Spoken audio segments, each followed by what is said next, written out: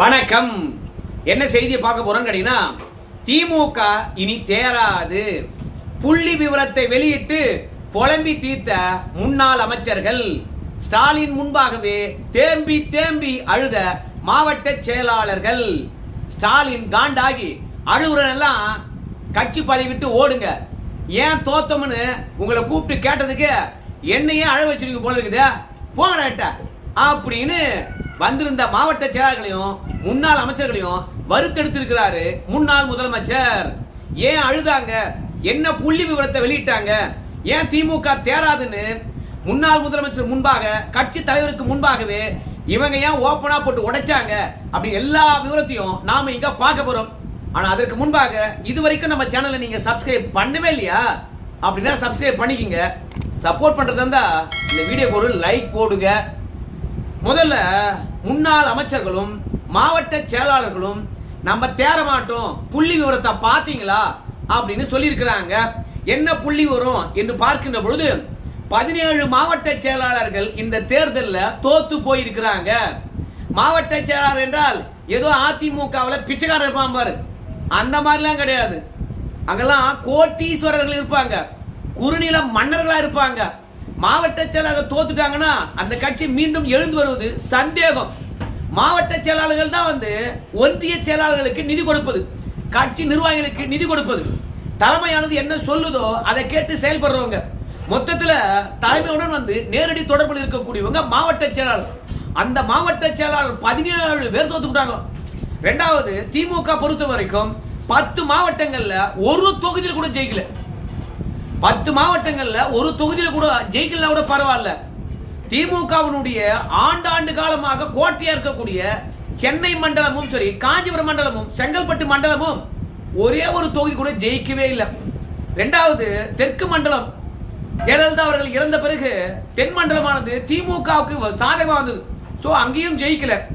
அது மட்டும் இல்ல, கிட்டத்தட்ட 40 தொகுதியில திமுக 3வது இடம் போயிருக்கு. 12 தொகுதியில டெபாசிட் போயிருக்கு. சோ இத்தனை புள்ளி விவரங்களும் சொல்ல சொல்ல முன்னாள் அமைச்சர்களும் மாவட்ட செயலாளர்களும் அழுதே தீர்த்திருக்காங்க. அதுல நாசர், நான் என்ன செலவு பண்ண தெரியுமா, மக்களுடன் எப்படி வேலை பார்த்தேன் தெரியுமா, நானே தோத்துட்டேன்னா இனிமே எப்படி எழுந்து வர்றது அப்படின்னு கேட்டிருக்காங்க. அதாவது முன்னாள் அமைச்சர்களும் மாவட்ட செயலாளர்களும் சில புள்ளி விவரங்களை எடுத்து அலசி ஆராய்ந்திருப்பாங்க போல இருக்குது. என்ன சொல்றாங்கன்னா, திமுக கோட்டையா இருக்கக்கூடிய சென்னை மண்டலமும் சரி, தெற்கு மண்டலமும் சரி, சுத்தமா நம்ம தோத்துட்டோம். அதுல இருந்து என்ன தெரியுதுன்னா, திமுக மீது மக்களுக்கு கடும் அதிருப்தி இருந்திருக்குது. திமுகவே வேணான்னு முடிவு எடுத்திருக்காங்க. முதலமைச்சரே தோத்து போறாருன்னா, கட்சி தலைவரே தோத்து போறாருன்னா இவனுங்க திரும்பி வரவே கூடாதுன்னு முடிவு எடுத்துட்டாங்க. அதே மாதிரி அதிமுக மீதும் கடுமையான அதிருப்தி இருந்திருக்கும் பொழுது அதிமுகவும் தேவையில்ல, தொலைச்சிருவோம் அப்படின்னு அவங்க நினைச்சிருக்காங்க. அதனால்தான் கொங்கு மண்டலம் என்பது பாஜக அதிமுக கோட்டை. அந்த கோட்டையில கூட அதிமுக ஒரே தொகுதியில் தான் வெற்றி பெற்றது. சோ 2 கழகங்களினுடைய கோட்டையா இருக்கக்கூடிய பகுதியில 2 கழகங்களும் வெற்றியா பெறல. அதிமுகவது பரவாயில்ல, கொங்கு மண்டலம் அவங்க சொன்ன பிறகு ஒரு 5 தொகுதியா ஜெயிச்சிருக்காங்க. அதுலயும் சேலம் எடப்பாடியோட கோட்டை, அங்க 7 தொகுதி ஜெயிச்சிருக்காங்க. ஆனா சென்னை நம்ம 2 தொகுதி ஜெயிச்சிருக்கோம். காஞ்சிபுரம் செங்கல்பட்டு ஐயோ 1 கூட ஜெயிக்கல. மொத்தத்துல நம்மள மக்கள் வெறுத்துட்டாங்க பொழுது மீண்டும் எப்படி தேர்ந்தெடுப்பாங்க அப்படின்னு புள்ளி விவரத்தை வெளியிட்டு இருக்காங்க. அதுலயும் 15 அமைச்சர் பெருமக்கள் தோத்து விட்டாங்கல்ல. அது மட்டும் இல்ல, மேயர்களை ராஜினாமா பண்ண சொல்லிட்டு 4 மேயர்களை இந்த தேர்தலை நிக்க வச்சாங்க. சோழி முடிஞ்சு போச்சு. அப்பதான் ஸ்டாலின் கேட்டாராம் அந்த மேயர்களை பார்த்து, ஏண்டா பாவீங்களா, நீங்க எப்படி மக்களுக்கு வேலை பார்த்தீங்க, நீங்க உள்ளாட்சி பிரதிநிதிகள் இல்ல, நீங்க என்ன சட்டமன்ற உறுப்பினர்களா, அப்ப கீழ்மட்டத்துல நீங்க என்ன வேலை பார்த்தீங்க. அப்போ மேயர்களே தோக்குறாங்கன்னா உண்மையா சொல்ற, நீங்க கட்சிக்கு வேலை பார்க்கல, மக்களுக்கு வேலை பார்க்கல, அதிகாரத்தை தப்பா பயன்படுத்திருக்கீங்க. அதனால ஒவ்வொரு தொகுதியிலும் ஒவ்வொரு பிரச்சனை இருக்குது. அந்த பிரச்சனையை நீங்க காது கொடுத்து கேட்கவும் இல்ல, சரி பண்ணவும் இல்ல. இனிமே அப்படி இருக்க கூடாது, தயவு செய்து களத்துல இறங்குங்க அப்படின்னு சொல்லிவிட்டு ஸ்டாலின் அவர்கள் அழுதுவன்லாம் கண்ணை தொடங்கடா, அவனால தோத்தேன் இவனால தோத்தேன் அப்படின்னு சொல்லிட்டு தோத்ததுக்கு இன்னொருத்தனை காரணம் காட்டாதீங்க. நம்ம தோத்ததுக்கு நானே காரணமா இருந்துட்டு போறேன் அப்படின்னு வீடியோவில் சொல்லியிருக்கிறார். கேட்டு வந்துருங்க. 2026 தேர்தல் முடிவுகளை எடுத்துக்கிட்டா திமுக ஒரு பெரிய பின்னடைவை சந்திச்சிருக்கு. அதை நாம் ஏற்றுக்கிட்டு தான் ஆகணும். இது நிச்சயமாக நாம் எதிர்பார்த்த ரிசல்ட் இல்லை. இதுக்கு அவர் காரணம் இவர் காரணம்னு யாரும் யார் மேலேயும் பழி போடாதீங்க. தலைவராக இந்த தோல்விக்கு நானே பொறுப்பேற்றுக்கிறேன்.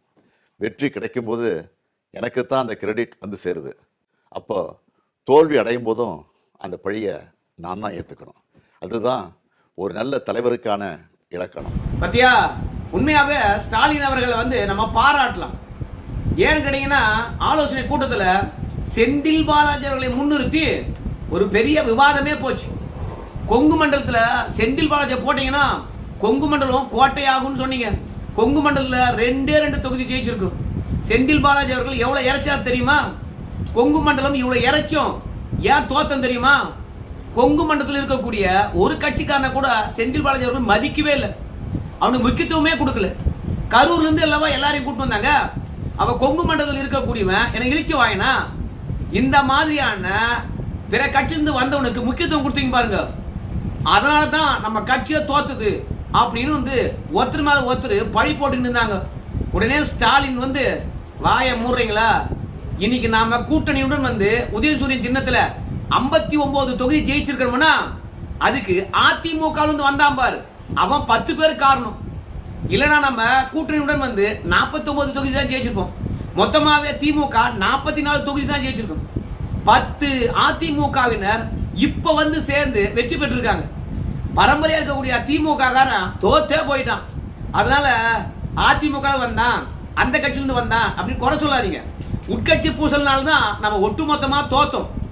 அதனால இந்த உட்கட்சி பூசல முற்று தோலைங்கோ. கட்சி தோல்விக்கு நான் தான் காரணம்.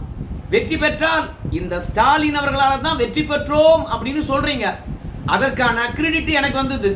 அதே மாதிரி தோத்தாலும் நான் தானே காரணம். அதனால இனிமே என்ன பண்ணணும்னு கேட்டீங்கன்னா, மக்கள் பிரச்சனையை பேசுவோம், களத்துல இறங்குவோம், இந்த நேரத்துக்கான சூழ்நிலையை ஆராய்வோம். அப்படி ஆராய்கின்ற பொழுது நேரத்துக்கு ஏற்ற மாதிரி நம்முடைய அரசியலும் மாற்றி அமைப்போம். டீ கடையில பேசுற அரசியல சமூக வலைதளத்துல பேசுங்கயா அப்படின்னு சொல்லிவிட்டு நம்ம ஸ்டாலினை பொறுத்த வரைக்கும் இன்னொரு அறிவிப்பு வெளியிட்டு இருக்காரு. அந்த அறிவிப்பு என்னன்றத நீங்களே கேட்டுவாங்க. உங்களோட கருத்துக்களை ஓப்பனாக சொல்லுங்க. அதுக்காகத்தான் இந்த உடன்பிறப்பின் குரல் வெப்சைட். இதில் உங்கள் கருத்துக்களை பதிவிடுறது ரொம்ப சிம்பிள்.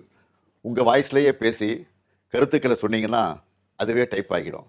நேரடியாக நீங்களே டைப் பண்ணியும் சொல்லலாம். இல்லைன்னா நீங்கள் பேப்பரில் எழுதி அந்த ஃபோட்டோவை அப்லோட் பண்ணலாம், டாக்குமெண்ட்டாக அனுப்பலாம். உங்கள் கருத்துக்கள் எனக்கு வந்து சேர்ந்துடும்.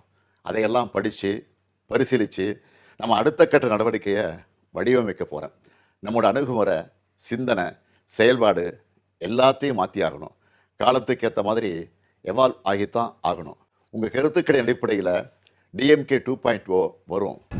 இணையதளம் தொடங்குகின்றார்களாம். ஒன்று கவனிச்சிங்களா?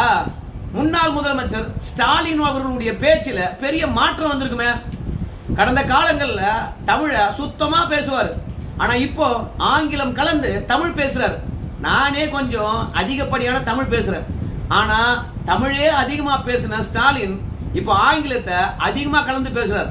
ஏன்னா தமிழ்நாட்டு மக்களுடைய மொழியானது மாறி போச்சு, புரிந்து கொள்ளுகின்ற திறனும் மாறி போச்சு, ரசனையும் மாறி போச்சு. அதனால விஜயை பொறுத்த வரைக்கும் இப்படி ஆங்கிலம் கலந்துதான் பேசி பேசியே வந்து இளம் தலைமுறையை கவர்ந்தாராம். அப்புறம் நாம ஏன் வந்து அந்த மாதிரி பண்ணக்கூடாது அப்படின்னு சொல்லிவிட்டு ஸ்டாலின் அவர்களும் வந்து ஆங்கிலம் தமிழ் என்று கலந்து கலந்து பேசியிருக்கிறாரு. இணையதளத்துல எப்படி பதிவேற்றம் பண்ண வேண்டும் என்று சொல்லுகின்ற போது மொத்தமே ஆங்கிலம் தமிழ் இரண்டும் கலந்துருக்கும் பாருங்க. அதனால தோல்விக்கான காரணம் என்ன என்பதை விரைவாக கண்டுபிடிச்சிட்டாங்களாம். அதை நோக்கி நடை போடுகின்றார்களாம். ஆனா என்ன பொறுத்த வரைக்கும் திமுக தோத்ததுக்கான காரணம் என்ன தெரியுமா? வெறுமனே வெற்றி விளம்பரங்கள். மக்கள் பிரச்சனையை ஊடகமானது அரசாங்கத்திடத்துல கொண்டு வந்து சேர்க்கவே இல்லை. குறுநில மன்னர்கள் மாதிரி அங்கங்க கட்ட பஞ்சாயத்து பண்ணுவது, குற்றங்கள் நடப்பது திமுக காரனாலே இருந்தது. போதை பொருள் விற்கல திமுக காரன், கொலை பண்ணல, கொள்ள அடிக்கல, நில அபகரிப்பு புகார் இல்ல, செயின் பறிக்கல, கடப்பாக்கள் திருடல, இந்த மாதிரி திமுக காரன் பண்ணாத செயலே கிடையாது. அவனெல்லாம் வந்து பாத்தீங்கன்னா தண்டிக்கிற இடத்துல வச்சு தண்டித்து கட்சிக்காரனா தப்பு பண்ணான்னா அவன் சிறைக்கு தான் போவான் அப்படின்னு மக்களுக்கு நம்பிக்கை ஊட்டாம அவனை கடைசி வரைக்கும் காப்பாத்தினீங்க. கே நேரு அதனால எத்தனை ஆயிரம் கோடி கொள்ளடிச்சான்னு சொல்லிட்டு ஈடி ஆனது அடையாளம் காட்டுச்சு. ஆனா அந்த கே நேரு மீது நடவடிக்கை எடுத்தீங்களா? குற்றவாளியை நீங்க காப்பாத்தினீங்க உங்க அதிகாரத்தை வச்சு. மக்களுக்கு வெறுப்பு ஏற்பட்டு போச்சு. அதனால்தான் திமுக கோட்டையில ஓட்டைய போட்டாங்க. கடைசியில எல்லாரும் புலம்பி தீர்த்தன பிறகு புலம்பாதீங்க, நான் பாத்துக்கிறேன், நம்ம எழுந்து வந்துருவோம். 89ல ஜெயிச்சுமா, 91ல தோத்தமா, 96ல ஜெயிச்சுமா, 2001ல தோத்தமா, 2006ல ஜெயிச்சுமா, 2011ல தோத்தமா, அப்புறம் 2016ல தோத்தமா, 2021ல ஜெயிச்சுமா, இப்ப 2026ல தோத்துருக்கோம். அடா வெற்றியும் தோல்வியும் திமுகவுக்கு சகஜம், மாறி மாறி வந்துருக்குது. இது ஒரு தேர்தல் சர்க்கிள் தான். அதனால நம்ம சுத்தமா தோத்துட்டு இனிமே வரவே மாட்டோம் அப்படின்லாம் நினைக்காதீங்க. முதல்ல அழுவாதீங்கடா. நீங்களே அழுதீங்கன்னா அப்புறம் உனக்கு கீழே வேலை பார்க்குற பாரு, அவன் எப்படி அழுவ மாட்டான்.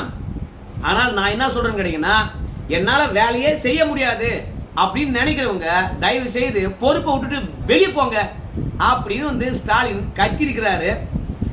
ஆனா இந்த திமுகவில் இருக்கக்கூடிய மாவட்ட செயலாளர்களுக்கும் முன்னாள் அமைச்சர்களுக்கும் ஒரே ஒரு வேதனை தான்.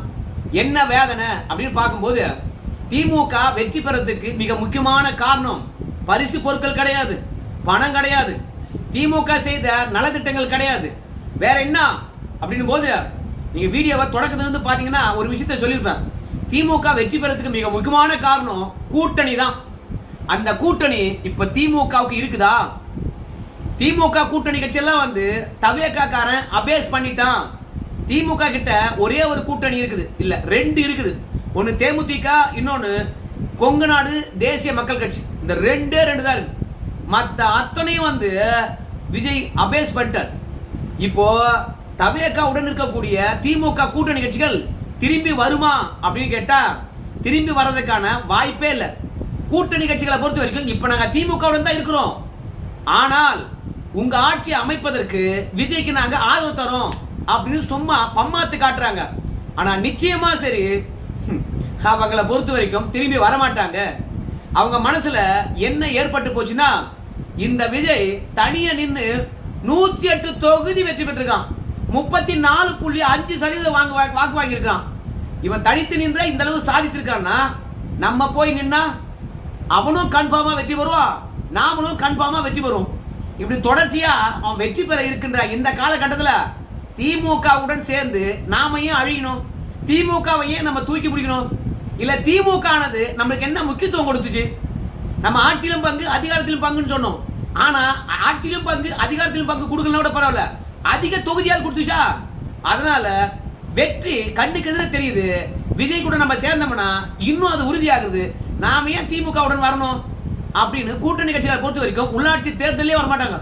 ரெண்டாவது, நாடாளுமன்ற தேர்தலில் நிச்சயமா இப்ப இருக்கின்ற உறுதி அமைச்சர் பெருமக்களுக்கு, தவறா சொல்லிட்டு முன்னாள் அமைச்சர் பெருமக்களுக்கும் மாவட்ட செயலர்களுக்கும் நாடாளுமன்ற தேர்தல் வரைக்கும் நிச்சயமா இருக்காது. ஏன்னா நாளுக்கு நாள் அதிகாரிகள்லாம் விலகி போயிடுவாங்க. இப்பதானே தோத்துருக்காங்க. 1-2 அதிகாரிகள் திமுக காரனுடன் நெருக்கமா இருப்பாங்க. அதனால பரவாயில்ல, நம்ம கட்சி தோத்தாலும் எதிர்கட்சி வரிசையில் உட்காருறாங்க, ஆனால் நம்மளுக்கு பிரச்சனை இல்லை, அதிமுக தான் தாறுமாறா போச்சு அப்படின்னு இன்னைக்கு மனசை தேர்த்திக்கலாம். ஆனா நாட்கள் ஆக ஆக சுத்தமா மனபலமே இருக்க. அந்த தருணத்துல கூட்டணி இல்லைன்னா எப்படி தேர்தலை சந்திப்பாங்க? ஆகையினால் அதனால்தான் எல்லா முன்னாள் அமைச்சர்களும் மாவட்ட செயலாளர்களும் முதலமைச்சர் முன்பாக, ஐயோ இன்னுமா ஸ்டாலின் அவர்கள் முதலமைச்சர், என் வாயிலிருந்து வருது, முன்னாள் முதலமைச்சர் ஸ்டாலினுக்கு முன்பாகவே அழுது தீர்த்தார்கள். அப்போ ஸ்டாலின் அவர்கள் சொன்னாராம், களம் எப்படி வேண்டுமானாலும் மாறலாம், ஆனால் அதிமுக காரங்க திருந்தவே மாட்டானுங்க போல இருக்குது. ஆனா நாமளை பொறுத்த வரைக்கும் எந்த ரெசார்ட்லயும் எம்எல்ஏக்களை அடைச்சு வைக்கலப்பா. நம்ம கொள்கையுடன் கோட்பாடுடன் நாம எல்லாரும் ஒற்றுமையா இருந்தோம். வெற்றியோ தோல்வியோ நாம கழகத்துடன் இருக்கணும், கழக தலைவருக்கு ஆதரவா இருக்கணும்னு சொல்லிட்டு நின்னீங்க பாருங்க. அதுவே பாத்தீங்கன்னா எனக்கு ரொம்ப மகிழ்ச்சி அப்படின்னு சொல்லிட்டு மீண்டும் வெற்றி பெறுவோம். கவலைப்படாதீங்க, இது தோல்வி அல்ல. நம்ம இதோட கம்மியா பல நேரங்கள்ல வெற்றி பெற்றிருக்கிறோம். இது நமக்கு நாமளே சுய பரிசோதனை செய்து கொள்வதற்கான ஒரு நேரம் அப்படின்னு சொல்லி முடிச்சிருக்காரு. ஆனா அழுதவங்க எல்லாம் நீ பொறுப்பு விட்டுட்டு போ அப்படின்னு காட்டமா சொல்லியிருக்கின்றாரா. பார்க்கலாம் நேரத்துக்கு ஏத்த மாதிரி புதிய பொறுப்பாளர்களை போட போறேன் அப்படின்னு சொல்லியிருந்தார். அந்த பொறுப்பாளர்கள் நியமனத்துக்கு பிறகு திமுக எப்படி எல்லாம் உடைய போகுதுன்னு பொறுத்து பார்க்கலாங்க. நன்றி.